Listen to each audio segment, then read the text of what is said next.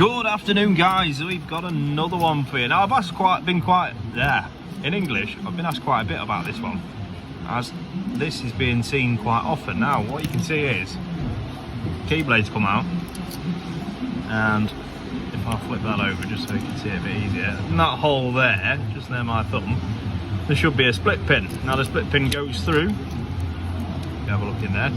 It goes through, sits in a groove on the key blade. That's that groove just there near my finger, and holds it in. Now, when that pin drops out, as sometimes, in fact, I've seen it quite often, you can end up losing the blade of your key, and it just drops out. I'm going to now. Just drops out, like so, and that happens. Now, if you've ever been told you can only buy a new key, it's wrong. It's wrong. So you can actually buy the roll pins.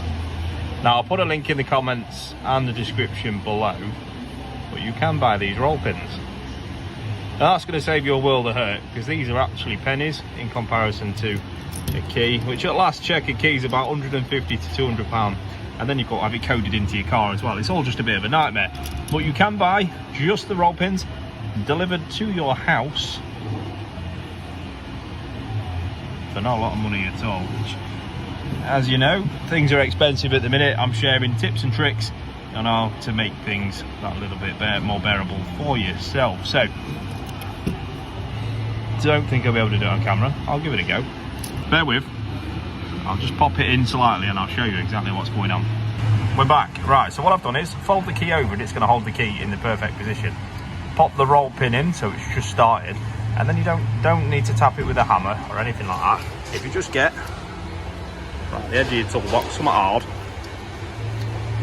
and do it all on camera one-handed, really hard, something hard like that, and just push it in.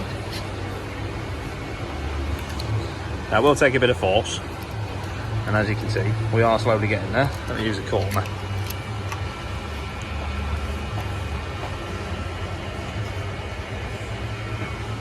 But you know, if you're giving it a bit of force, it ain't gonna fall back out. So there we go, guys, that's in. Key's now nice and solid, and like I say, for a fraction of the cost, that's gonna save you quite a bit. So I hope this is helpful, guys. Please put down in the comments if you want to see any more little tips, little tricks that are gonna ultimately save you a little bit of money. So thank you very much, guys.